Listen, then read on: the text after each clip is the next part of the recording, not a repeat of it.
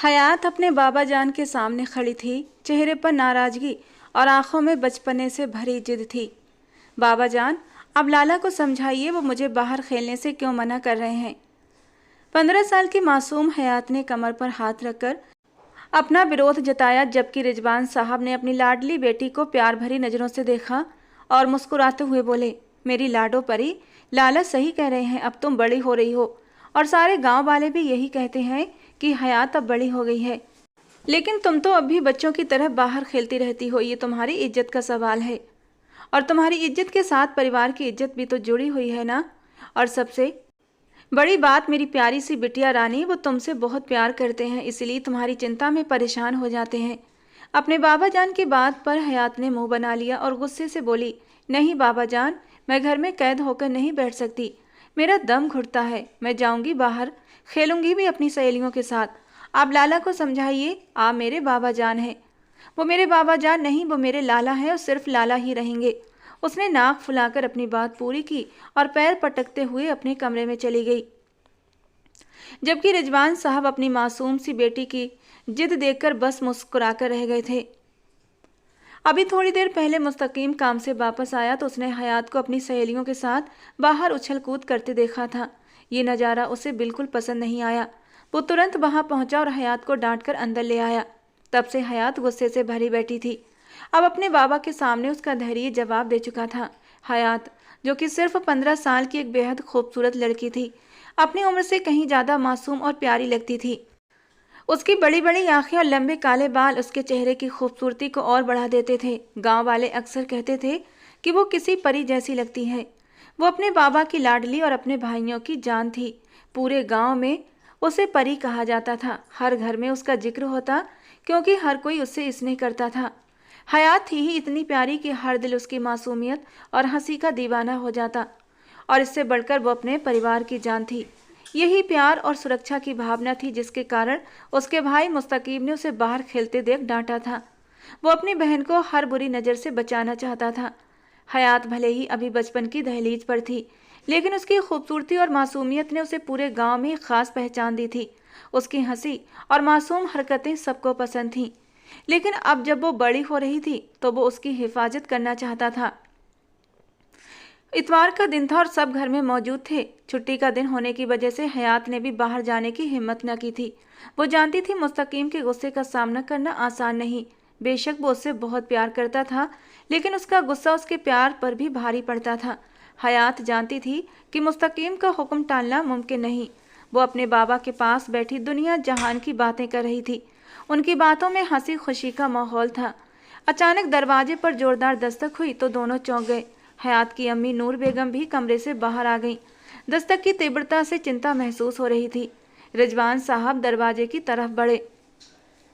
उनके दिल में एक अजीब सा शक पैदा हो रहा था। उन्होंने दरवाजा खोला तो सामने गांव का एक आदमी शैदा घबराया हुआ खड़ा था। उसकी सांसें फूली हुई थी और चेहरे पर डर साफ झलक रहा था।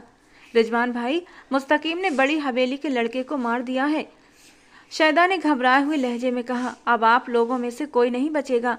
उसने शहबाज खानजादा के छोटे भाई का कत्ल कर दिया है।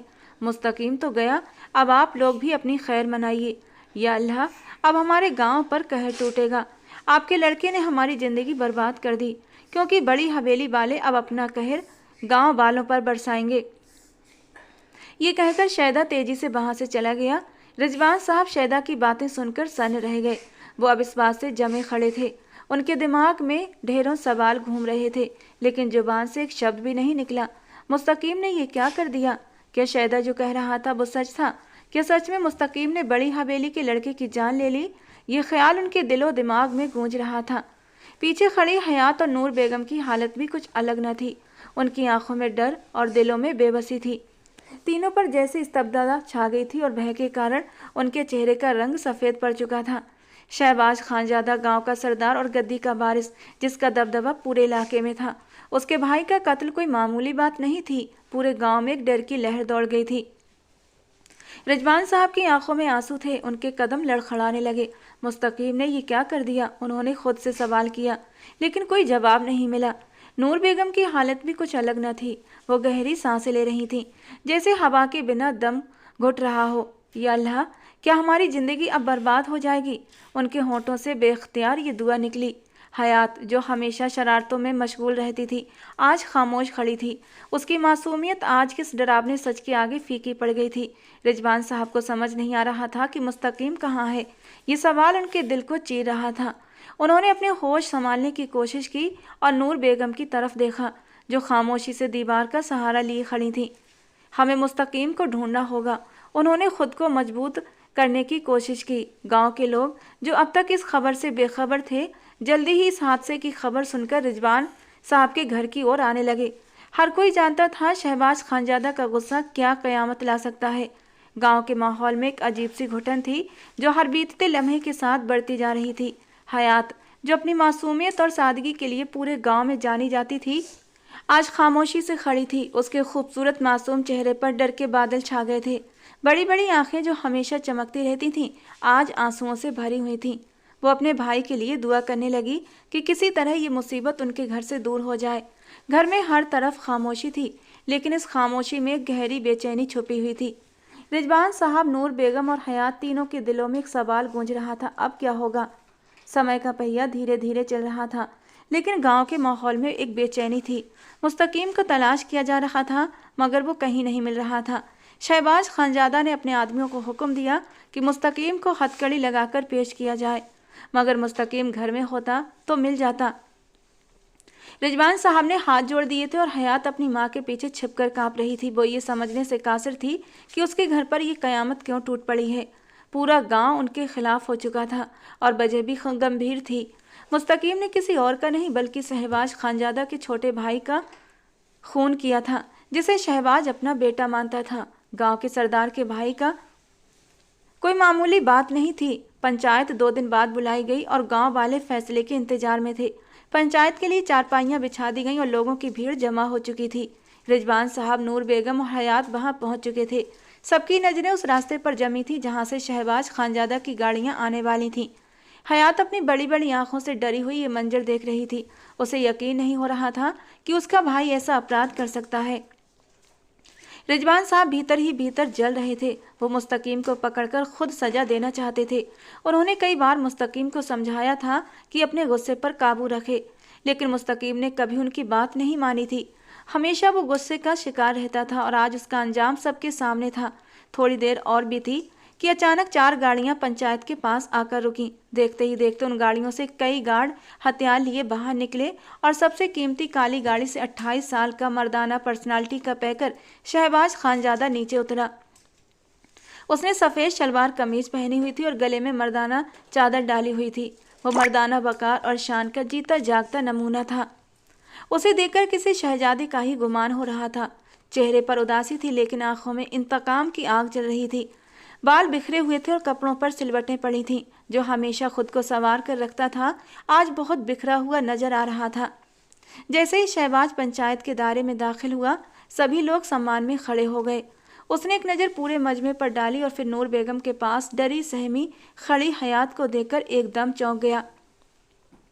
न जाने कितनी यादें थीं जो उसके दिमाग के पर्दे पर लहराने लगी थीं, और उन यादों में उसका छोटा सा भाई अरमान भी झिलमिलाने लगा था। हयात और अरमान की तस्वीर आपस में गुड़मुड़ होने लगी थी। अगले ही पल शहबाज खान की आंखों में एक चमक आई थी और होठों पर एक हल्की मुस्कान उभरी। अचानक ऐसा लगा जैसे उसके दिमाग में कोई योजना बन गई हो। कुछ सोचकर जैसे वो शांत हो गया था। धीरे से आंखें बंद करके वो मन ही मन अरमान से बोला था, मेरे भाई, तुम जहाँ भी होगे यकीनन अच्छी जगह होगे, लेकिन तुम्हारा भाई है ना, तुम्हारे जाने के बाद भी वो तुमसे किया हुआ वादा जरूर निभाएगा। वहाँ मौजूद कोई भी शख्स ये नहीं जानता था कि शहबाज खानजादा ने चुटकियों में क्या फैसला कर लिया है।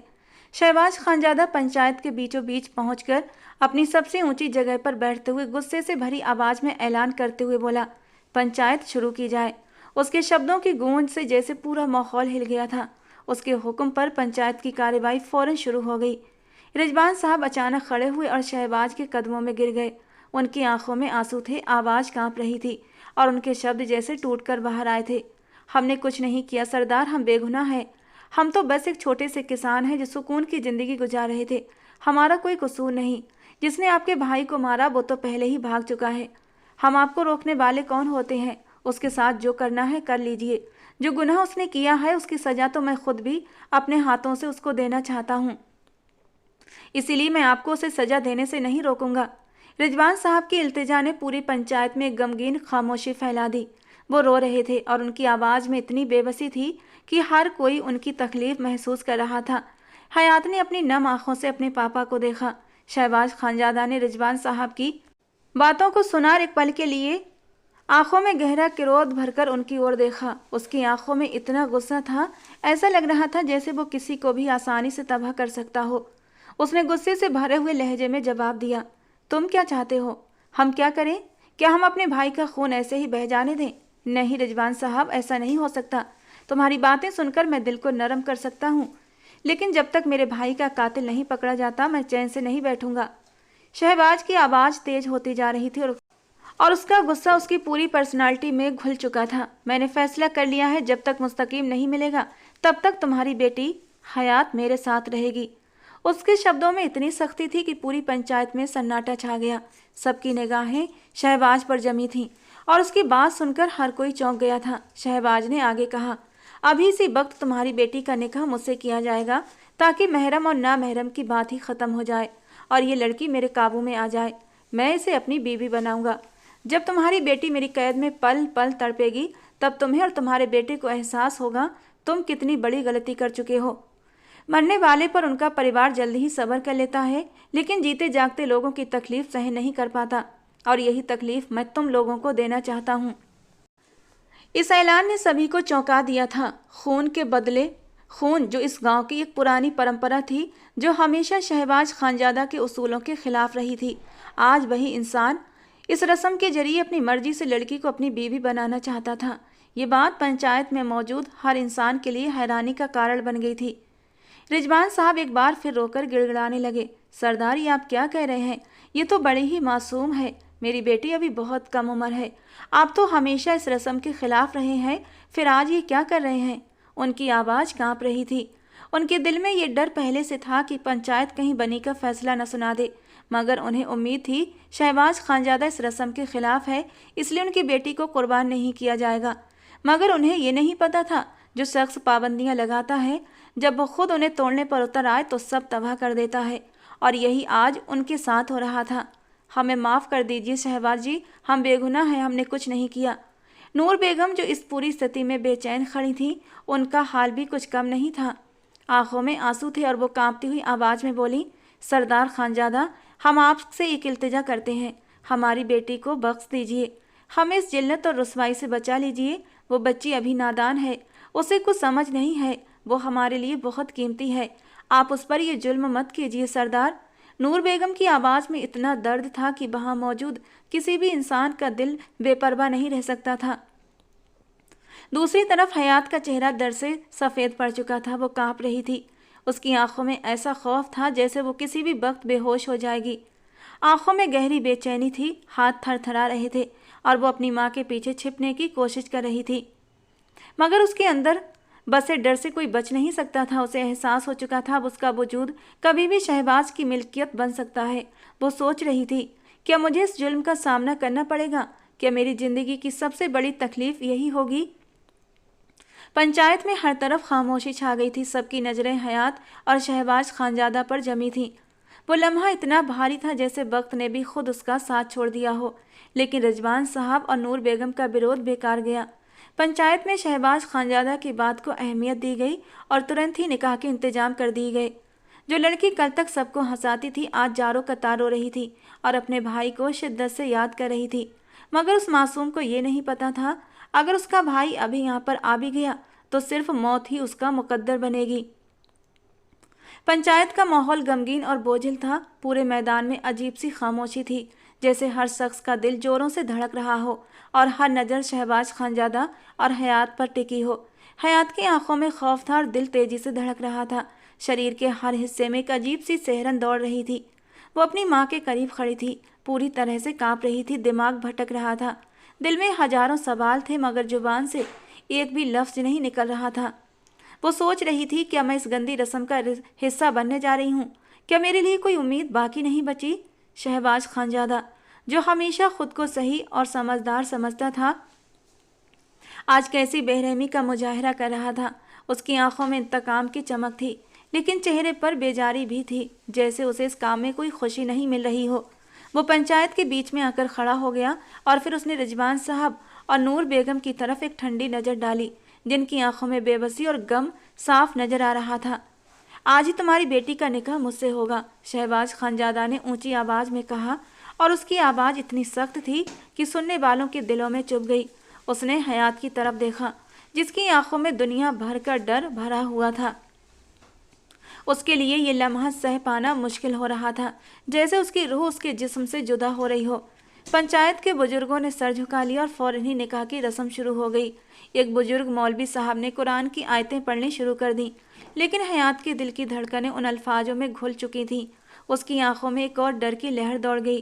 वो बेतहाशा कांप रही थी।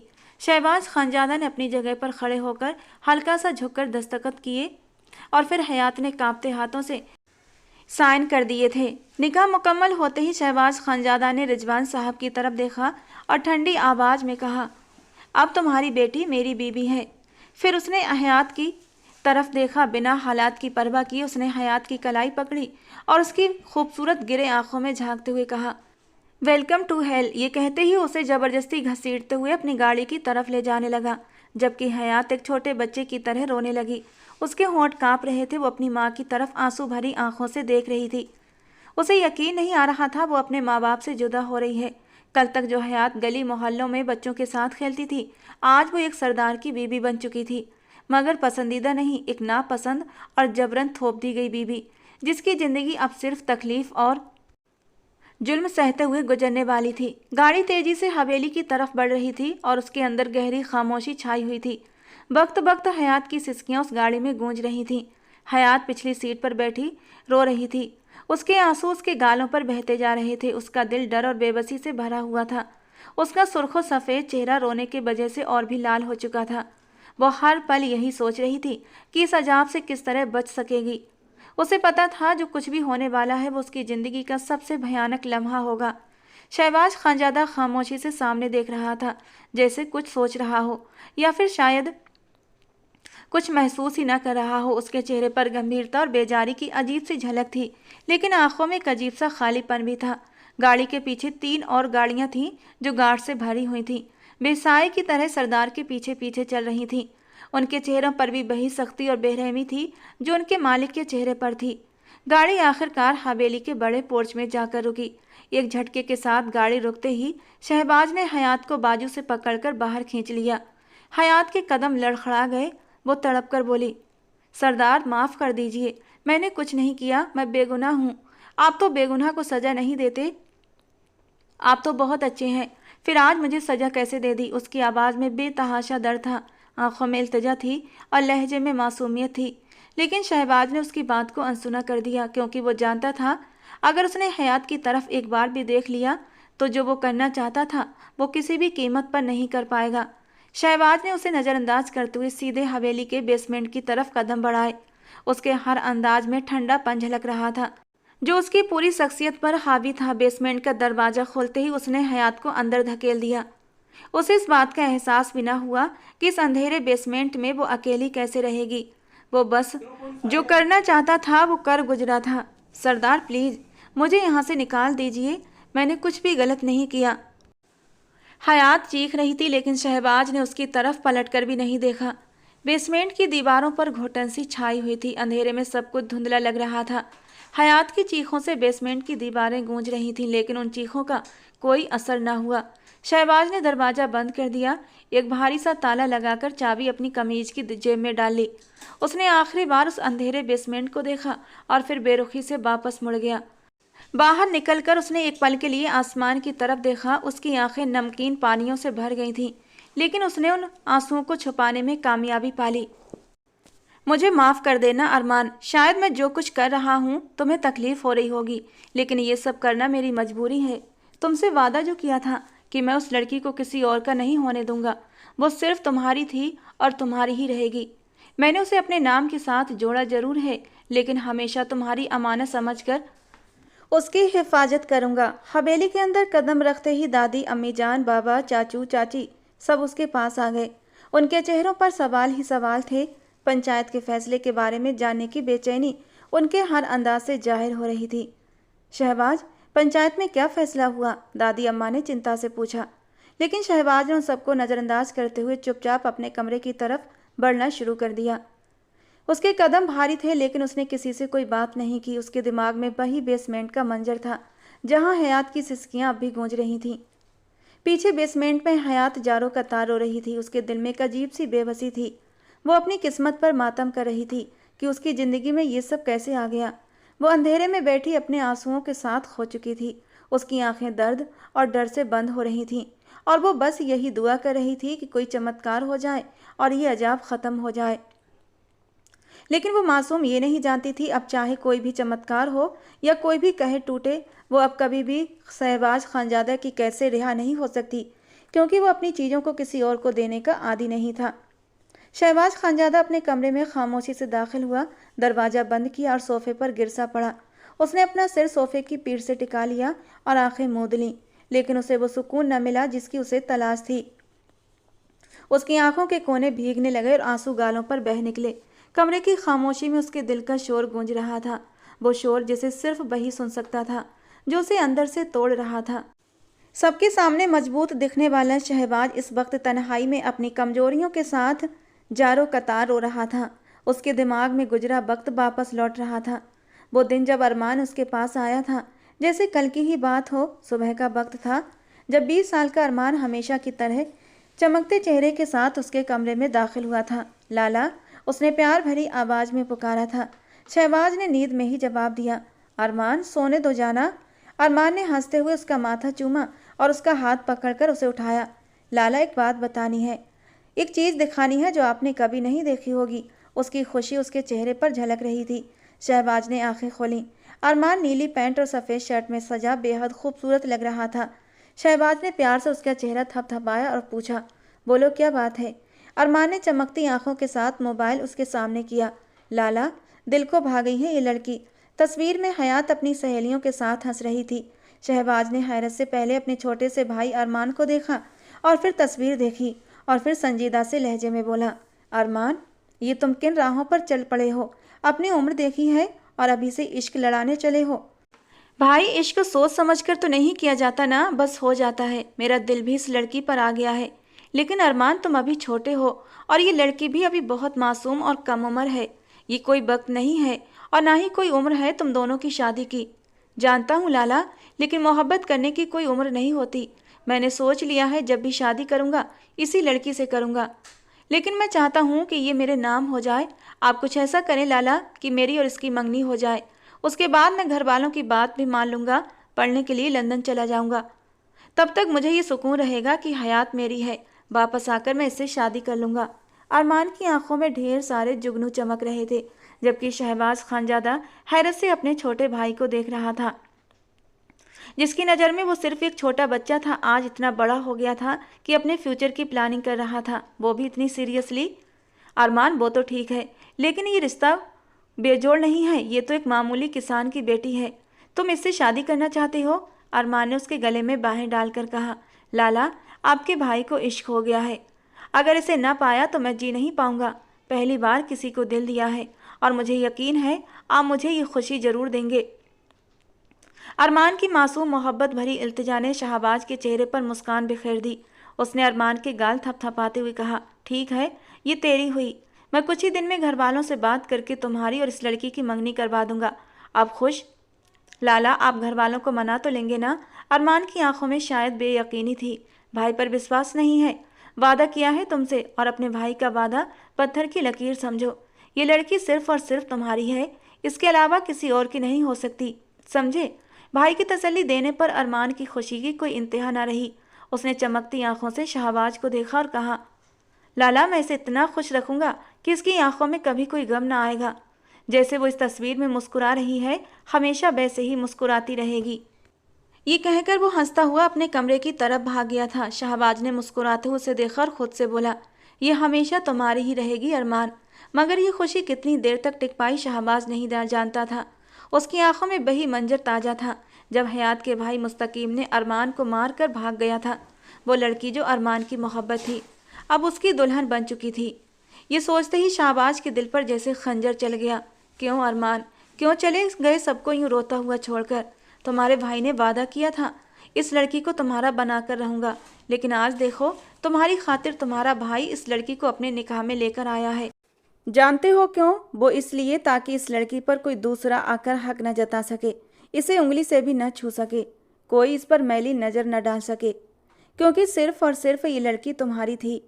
अरमान को याद करते हुए उसकी चीखें कमरे की खामोशी को चीरते हुए गूंजी थीं।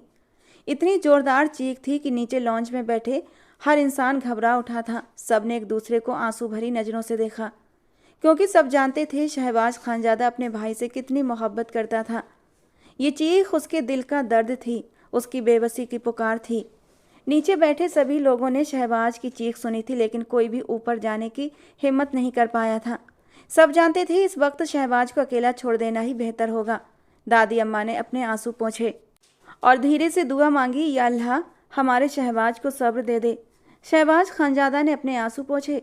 उसके दिल में एक नई ताकत जाग उठी। आंखों में वही इंतकाम की चिंगारी थी जो पंचायत में थी। अब वो जानता था उसे अपने भाई के कातिल को ढूंढकर उसे इंसाफ के कटघरे में लाना होगा, चाहे इस राह में उसकी जान ही क्यों न चली जाए। उसने जानबूझकर हयात को बेसमेंट में रखा था, क्योंकि वो जानता था अगर वो हयात को हवेली में लाता तो उसके घरवाले कुछ ही पलों में उसे जुल्म के पहाड़ तोड़कर रख देते। उसकी अपनी सगी माँ उस मासूम सी लड़की को इतनी बेदर्दी से जुल्म करती कि कोई भी होता तो तरस खा लेता, मगर उसके घर वालों को रहम नहीं आता। वो गांव का सरदार था, मगर वो उन जालिम सरदारों जैसा नहीं था। वो हर किसी की मदद करता था, हर गरीब को अपना भाई मानता था और हर ज़रूरतमंद के लिए सीना तान कर खड़ा हो जाता। गांव वालों को वो अपनी जनता नहीं बल्कि अपना परिवार मानता था। यही वजह थी कि अरमान उस पर जान छिड़कता था। अपनी हर बात, हर राज वो अपने लाला से ही कहता था, और हयात के लिए अपने दिल की बात भी सिर्फ शहबाज खानजादा के सामने ही कबूल की थी। यही वजह थी कि शहबाज खानजादा इस समय बेहद तकलीफ में था। वो चाहकर भी हयात को दर्द नहीं दे सकता था, क्योंकि वो उसके भाई का इश्क थी और अब उसकी बीबी थी। वो मर सकता था, मगर हयात पर आँच नहीं आने दे सकता था। रात के गहरे सन्नाटे में शहबाज खानजादा अपने कमरे में लंबा वक्त गुजारने के बाद आखिरकार रात 8 बजे के करीब घर से बाहर निकला और फार्म हाउस की तरफ रवाना हो गया। लेकिन उसे अंदाजा भी नहीं था कि उसके जाते ही हयात पर क्या कयामत टूटने वाली थी। शहबाज के निकलते ही रुबीना बेगम यानी उसकी माँ अपने कमरे से बाहर निकली। उनके हाथ में बेसमेंट के ताले की डुप्लीकेट चाबी थी।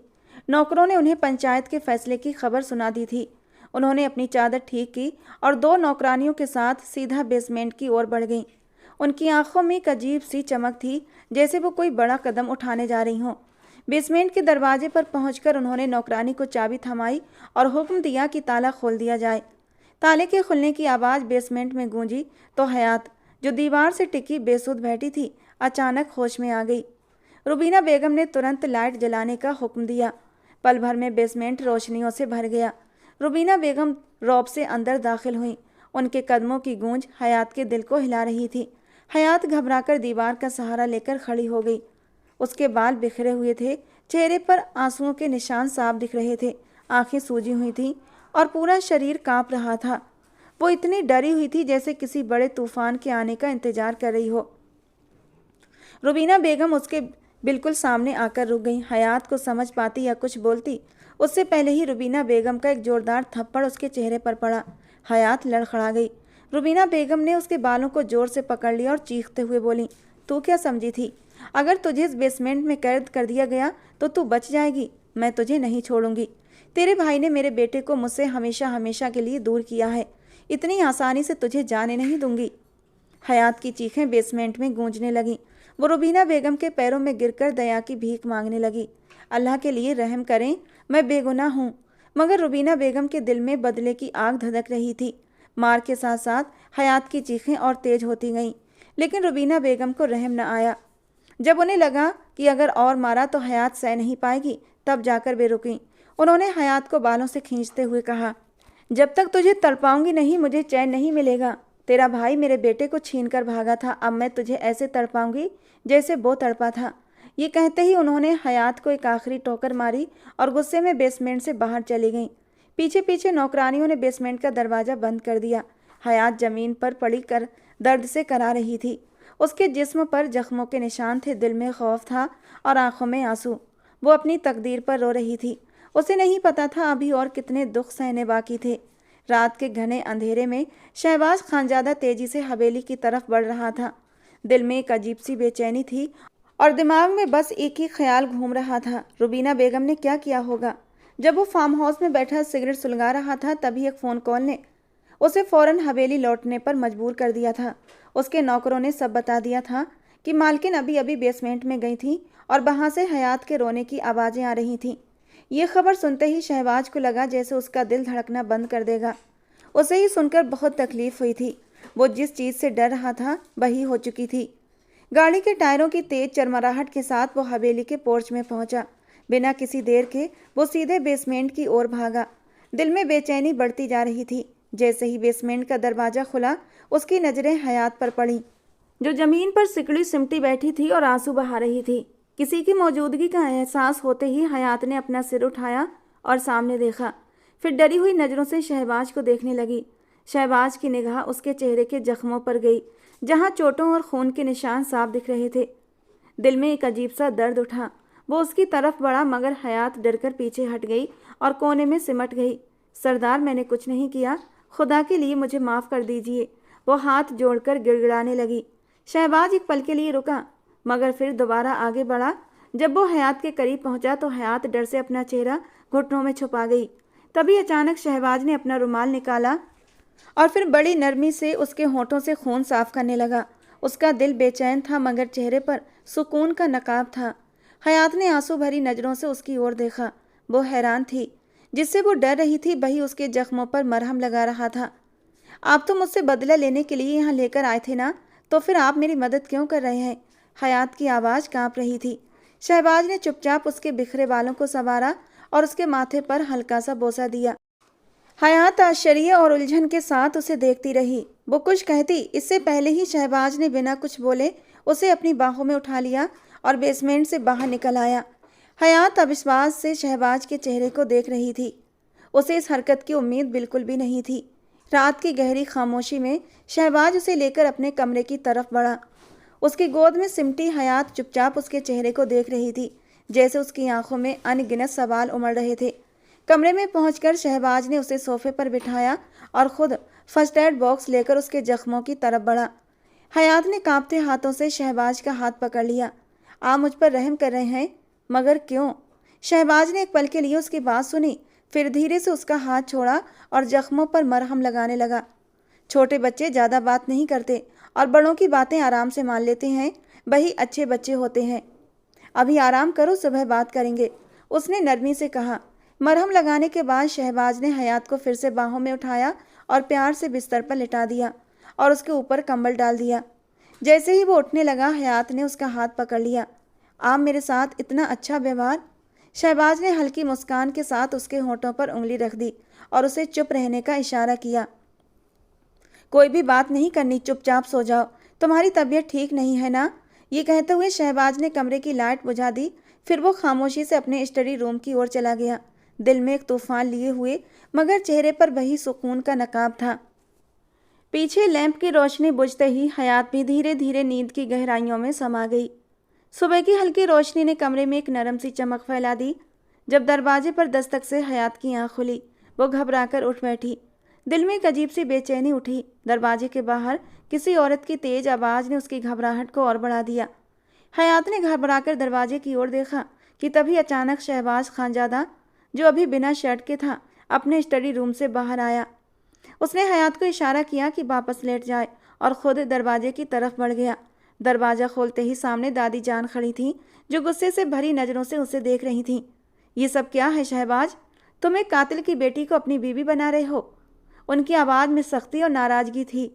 शहबाज ने दादी जान के कंधे पर नरमी से हाथ रखा और गंभीर लहजे में बोला, हम कभी कातिल की बेटी को अपनी बीवी नहीं बनाते, और रही बात कातिल की, तो वो बहुत जल्दी पकड़ा जाएगा, आप परेशान मत हो। मैं अपने भाई का बदला लेना अच्छे से जानता हूँ। आप नीचे जाइए और नाश्ते का इंतजाम करवाइए और ख़ासकर अम्मी जान को बुलाने का हुक्म दीजिए कि ये आदेश खुद सरदार का है। शहबाज के लहजे में ऐसा अधिकार था कि दादी जान, जो बहस करने के इरादे से आई थी, चुप हो गईं। उन्हें पता था कि सरदार के आदेश को टालना मुमकिन नहीं था। उन्होंने सिर हिलाया और वापस मुड़ गईं। उनके जाते ही शहबाज ने गहरी सांस ली और कमरे में लौट आया। सामने ही बेड पर हयात डरी सिमटी बैठी थी। उसे इतना डरा हुआ देखकर उसके चेहरे पर एक नरम मुस्कान आई थी और वो उसके सामने ही बेड पर बैठ गया। इतना डर क्यों रही हो? मैं हूं ना, तुम्हें कोई कुछ नहीं कहेगा।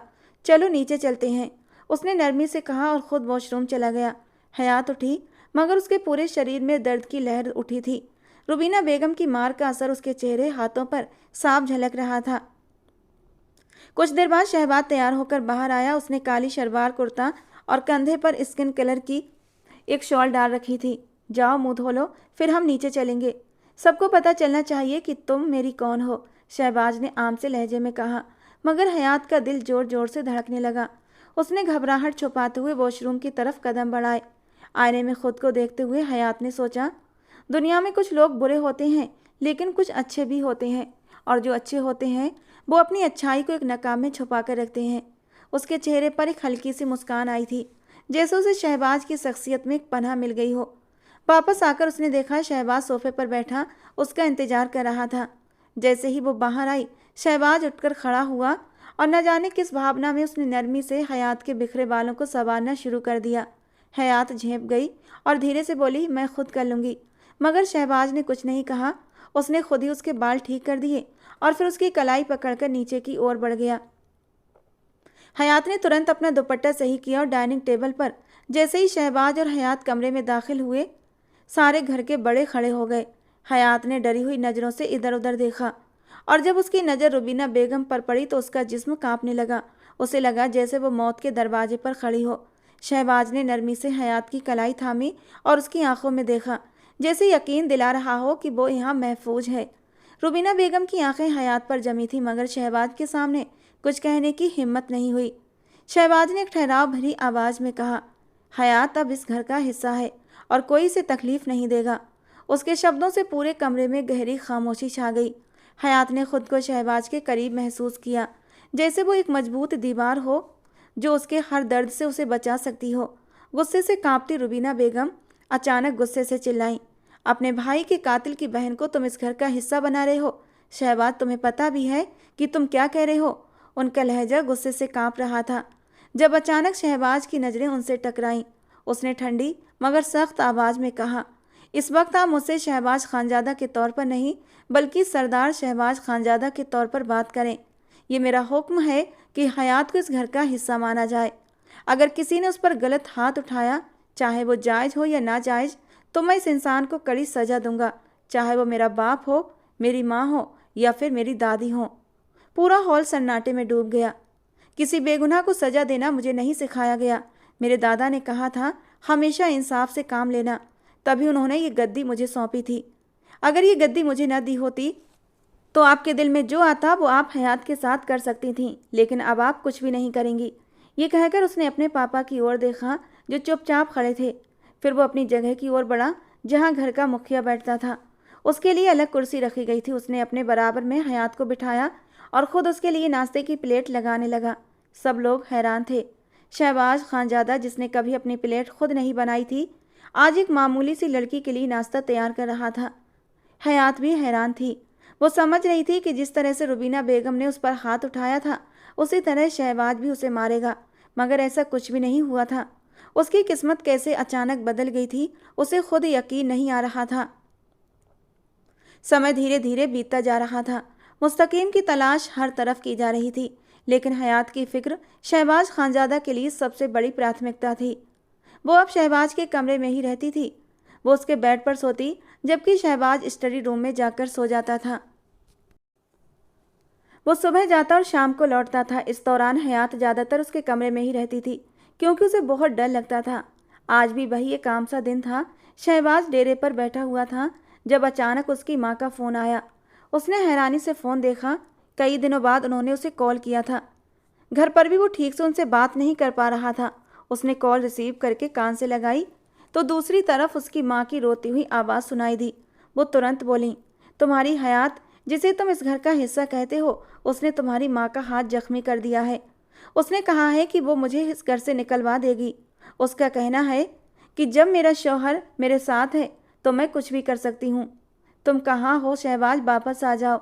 अपनी माँ की तड़पती आवाज़ सुनकर जैसे शहबाज का खून खौल उठा। एक पल के लिए उसका दिमाग सुन्न हो गया। वो माँ थी उसकी, अपनी माँ की तकलीफ़ को वो कैसे सहन कर सकता था। लेकिन अगले ही पल वो चौंक भी गया था कि हयात ऐसा कैसे कर सकती है। वो तो बेहद मासूम थी। इन दिनों में उसने देख लिया था, वो सिर्फ 15 साल की एक भोली भाली बच्ची थी जिसे इतनी समझ और अकल भी नहीं थी। लेकिन वो कुछ सोचकर अपनी जगह से उठा और हवेली की ओर बढ़ गया। शहबाज खानजादा हवेली के अंदर दाखिल हुआ। वो सीधा बीच के हॉल में पहुंचा और जोर से गरजा, हयात फौरन यहाँ आओ। उसकी गूंजती आवाज़ ने पूरे घर में सनसनी फैला दी। हर किसी को लगा कि आज कुछ अनहोनी होने वाली है। नौकर और घर के लोग इकट्ठा हो गए। सबके दिलों में डर था कि शायद शहबाज हयात को आज सजा देने आया है। कमरे में छुपी हयात डर के मारे कांप रही थी। धीरे धीरे वो बाहर निकली। शहबाज जो हॉल में खड़ा था सामने का मंजर देखकर दंग रह गया। हयात के जले हुए हाथ और जख्मी चेहरे को देखा तो एक पल के लिए उसकी पूरी दुनिया रुक गई। उसका दिल पत्थर हो गया। आंखों में अफसोस और हैरानी थी। जो शख्स अपनी माँ के कहने पर हयात को सजा देने आया था अचानक ठहर गया। ये सब किसने किया? उसने खुद को काबू में रखते हुए हयात के करीब जाकर पूछा। उसकी आवाज़ में नरमी थी। हयात जो कांप रही थी अचानक बच्चों की तरह फूट फूट कर रोने लगी और शहबाज के सीने से लग गई। और जैसे ही हयात का नरम वजूद शहबाज खानजादा के चौड़े सीने से टकराया था, उसकी धड़कनें बेहिसाब धड़क उठीं। ये एहसास, ये जज्बात उसने पहले कभी महसूस नहीं किए थे। वो भले उसूल पसंद सरदार था, लेकिन उतना ही सख्त मिजाज और गुस्से वाला था। आज तक उसने कभी किसी लड़की को अपने करीब नहीं आने दिया था। शायद ये पहला एहसास था जो उसे हयात से मिला था। उसने जैसे तैसे खुद को कंट्रोल करते हुए हयात को बाजू से पकड़कर खुद से दूर किया था। हयात, रो क्यों रही हो? और ये तुम्हारे हाथों और चेहरे पर जख्म कैसा? उसकी हिचकियाँ बढ़ती गईं और फिर बताने लगी कि कैसे रुबीना बेगम ने उसे बेवजह मारा और उसका हाथ भी जला दिया। रुबीना बेगम ने सफाई देने की कोशिश की। नहीं, ऐसा कुछ नहीं हुआ था। ये झूठी मक्कार चालबाज लड़की है। पहले इसने मेरा हाथ जलाया और फिर तुम्हारे दिल में जगह बनाने के लिए इसने थोड़ा सा अपना हाथ जला लिया। देखो, मेरा हाथ भी जला हुआ है। उन्होंने अपने हाथ में बंधी पट्टी शहबाज की तरफ बढ़ाई, लेकिन शहबाज की नज़रों में ऐसा गुस्सा था कि वो एक पल में ही चुप हो गई। वो जानती थी कि शहबाज सिर्फ गुस्से से नहीं बल्कि इंसाफ से काम लेता है। शहबाज के अंदर जैसे एक तूफान उठ चुका था। शहबाज ने तुरंत फैसला कर लिया कि हयात को अब इस हवेली में नहीं रहने देगा। उसने एक नौकर को बुलवाकर आदेश दिया कि शहर में उसका बंगला फौरन तैयार करवाया जाए। उसने उसी वक्त गांव की सरदारी की गद्दी अपने बाप के हवाले कर दी, ये कहते हुए कि जब मैं किसी मासूम के साथ इंसाफ नहीं कर सकता तो मुझे इस गद्दी पर बैठने का कोई हक नहीं। उसने हयात का जरूरी सामान पैक करवाया और उसे साथ लेकर शहर की ओर निकल पड़ा। वो जानता था गांव में हयात सुरक्षित नहीं है। शहबाज के लिए अब ये ज़िंदगी दोहरी हो गई थी। वो गांव में भी रहता और शहर में भी जाता था, लेकिन उसने हयात को बचाने की हर संभव कोशिश की थी। यहाँ आकर हयात को जैसे एक नई ज़िंदगी मिली थी। उसने हयात का स्कूल में एडमिशन करवा दिया था और ख़ुद उसकी पढ़ाई का ख्याल रखता था। वो उसे बिल्कुल बच्चों की तरह ट्रीट करता था और हयात भी उसे अपना एक अच्छा दोस्त ही मानती थी। धीरे धीरे समय बीत रहा था और दोनों के दिलों में एक दूसरे के लिए जज्बात पनपने लगे थे, लेकिन समझने और कहने से दोनों ही परे थे। जब भी दोनों एक दूसरे के करीब आते तो दिल धड़क उठता था, चेहरे पर रंग बिखर जाते। दोनों अपनी अपनी हालत से बेखबर थे, शायद जानबूझकर या फिर अनजाने तौर पर, क्योंकि वो हयात के करीब आकर उसके साथ कोई भी रिश्ता बनाना नहीं चाहता था। अभी वो बहुत कम उम्र और मासूम थी। अगर वो ये गलती कर जाता तो शायद ज़िंदगी भर खुद से नज़रें नहीं मिला पाता। समय का पहिया धीरे धीरे आगे बढ़ रहा था और हयात ने कॉलेज में एडमिशन ले लिया था। उसका बीए का फर्स्ट ईयर था। वो 17 साल की हो चुकी थी जब एक रात अरमान उसके सपने में आया था, जो उसके घुटने पर सर रखे कह रहा था, लाला, हयात को मुझसे ज़्यादा खुश और सुरक्षित कोई रख ही नहीं सकता। ऐसा मेरा मानना था, लेकिन जब से आप उसकी ज़िंदगी में आए हैं हयात खुश रहने लगी है। उसे हमेशा ऐसे ही खुश रखना, कभी उसकी आंखों में आंसू मत आने देना। शहबाज एकदम से हड़बड़ाकर उठ बैठा था। आसपास कहीं भी अरमान नहीं था। उसने एक गहरी सांस ली। अरमान की बात का मतलब समझकर और कुछ अपने दिल की हालत से मजबूर होकर वो एक फ़ैसला ले चुका था। पहले उसका इरादा था कि कभी हयात के साथ अपने रिश्ते की शुरुआत नहीं करेगा। हमेशा अरमान की अमानत समझकर उसकी हिफाजत करता रहेगा। लेकिन जो रंग उसने हयात के चेहरे पर देखे थे, जो चमक खुद के लिए वो हयात की आंखों में महसूस करता था, वो समझ चुका था हयात उसे पसंद करने लगी है। वो इस रिश्ते की शुरुआत चाहती है शहबाज से, और वो उसे खुद से दूर रखे उदासी और तन्हाइयों के हवाले करके उसे दुख नहीं दे सकता था। हमेशा हमेशा अपनी शरीके हयात बनाकर उसे उसका हक देकर, लेकिन फ़िलहाल अभी नहीं। वो हयात के 18 साल के होने का इंतज़ार कर रहा था, क्योंकि वो उसके साथ एक सच्चा और मजबूत रिश्ता बनाना चाहता था। वो नहीं चाहता था कि उसके साथ कोई जुल्म हो। घर वालों ने कई बार उसे दूसरी शादी के लिए कहा था, लेकिन वो किसी की बात सुनने को तैयार नहीं होता था। वो जानता था कि उसकी वफ़ा सिर्फ हयात के लिए है। उस दिन भी वो हयात को इंग्लिश ग्रामर समझा रहा था, लेकिन हयात का मन पढ़ाई में नहीं लग रहा था। बार बार उसका मन शहबाज खान की जादू भरी पर्सनालिटी में अटक रहा था। शहबाज ने भी उसकी नज़रें खुद पर महसूस कर ली थीं। हयात, पढ़ाई पर ध्यान लगाओ। मुझे नहीं पढ़ना, उसने मुंह बनाते हुए कहा। क्यों क्यों नहीं पढ़ना तुम्हें? आखिर मैंने पढ़कर करना ही क्या है? आपने तो वैसे ही मुझसे कहा था जब मैं 18 साल की हो जाऊंगी तो आप मुझे मेरी मर्जी का फैसला लेने का हक दे देंगे। हाँ, तो अभी तुम 18 की हुई तो नहीं हो ना? हो जाऊंगी। 5 दिन बाद मैं पूरे 18 साल की हो जाऊंगी। ओह अच्छा। शहबाज खानजादा ने अपनी शरारती निगाहें उस पर जमाई थीं। लेकिन मेरे लिए तो तुम अब भी एक मासूम सी छोटी सी शरारती बच्ची ही हो, वो शरारती अंदाज में बोला था। आप मुझे बहला रहे हैं, हालांकि मैं अच्छी तरह जानती हूँ आप मुझे पसंद नहीं करते। हयात, कैसी बातें कर रही हो आज? अगर मैं तुम्हें पसंद न करता तो घर वालों को छोड़कर तुम्हें यूँ शहर में नहीं रखता। वो तो आप बहुत अच्छे हैं ना, किसी पर जुल्म होते नहीं देख सकते, इसीलिए। वो अपनी उंगलियां मरोड़ती हुई इस वक्त बेहद मासूम लग रही थी। अच्छा ये बताओ, तुम्हें पढ़ाई से क्या दिक्कत है? वही तो, मैं इतनी मेहनत क्यों करूं जब मैं यहाँ से चली जाऊंगी? क्यों, तुमने कहाँ जाना है? आपने फैसला लेने का हक मुझे दिया था ना, तो मैं अपने अम्मी बाबा के पास चली जाऊंगी हमेशा के लिए। और उसकी बात पर शहबाज का दिल जैसे डूब सा गया था। तुम अपने अम्मी बाबा के पास क्यों जाओगी? क्योंकि वो मुझसे प्यार करते हैं, और जो लोग हमसे प्यार करते हैं हमें उनके पास ही रहना चाहिए। अच्छा, तो तुम ये कह रही हो कि मैं तुमसे प्यार नहीं करता? नहीं करते।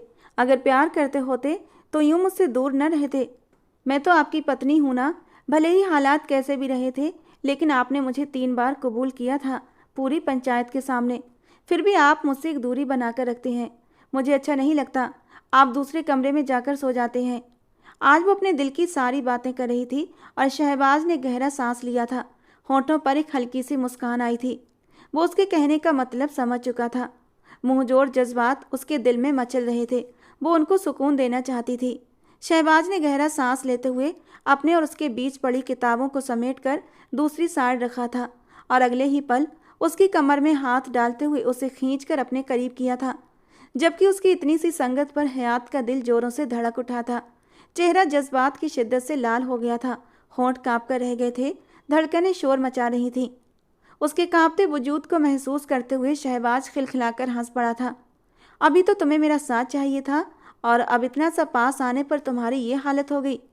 जबकि अब हयात से और ज़्यादा बर्दाश्त हो ही नहीं सकता था। वो तड़प कर शहबाज के सीने में दुबक गई थी। दिल की धड़कती बेचैन धड़कनों को सुकून भी तो आपकी बाहों में ही मिलता है। अच्छा लगता है मुझे जब आप मेरे पास होते हैं, मेरे सामने होते हैं। मैंने नहीं जाना गांव वापस, अपने अम्मी बाबा के पास। हमेशा आपके साथ रहना है। अचानक ही शहबाज को अपनी गर्दन पर कुछ गीला सा महसूस हुआ था। उसने चौंक कर हयात का चेहरा ऊपर किया। वो रो रही थी। अगले ही पल उसने अपने होठों से उसके आंसुओं को चुन लिया था। मैं भी तुम्हें खुद से दूर भेजना नहीं चाहता, हमेशा तुम्हें अपने पास रखना चाहता हूँ। रही बात तुम्हारे करीब आने की, तो मैं तुम्हारे साथ कुछ गलत नहीं कर सकता। जब तुम मेरी पत्नी बनी उस वक्त तुम बहुत मासूम थीं, इस लायक नहीं थीं कि मैं तुमसे कोई रिश्ता बनाता। मैं सही समय का इंतजार कर रहा था, और आज जबकि खुद तुम्हारी इच्छा है, तो अब मैं खुद तुमसे दूरी बर्दाश्त नहीं कर सकता। ये कहते कहते उसने आगे बढ़कर उसके नरम होठों को अपने होठों की कैद में लिया था, और धीरे धीरे उसके नरम गुदाज होठों की नरमी चुराने लगा। कुछ देर बाद वो उसके होठों का रसपान करके अलग हुआ। दोनों की सांसें तेजी से चल रही थीं। दिल की धड़कनें शोर मचा रही थीं। साइड लैंप को ऑफ करता हुआ वो उस मासूम सी गुड़िया को अपनी बाहों में ले चुका था। उसके नरम वजूद की नरमी को महसूस करते हुए वो अपने होंठ उसकी नरम धड़कनों पर लेकर आया था, और जब उसकी धड़कनों को उसने पर्दे से आज़ाद किया तो उस खूबसूरती को महसूस करके वो जज्बात की शिद्दत से मचल उठा था। उसने बेखुद होकर अपने होंठ नरम धड़कनों पर रखे थे और हयात बेचैन होकर तड़प उठी थी। होंठों से मदहोश सिसकियां निकली थीं जो माहौल को और भी रोमांटिक बना रही थीं। धड़कनों से होता हुआ वो नीचे की तरफ जा रहा था। जज्बातों का तेज तूफान था जो दोनों तरफ से उठ रहा था। हयात भी कम बेचैन नहीं थी शहबाज खान की मोहब्बत को पाने के लिए। वो खुद बेचैन होकर शहबाज खान से लिपट गई थी। रात धीरे धीरे पिघल रही थी और दोनों की मोहब्बत अपने उरूज पर पहुंच चुकी थी।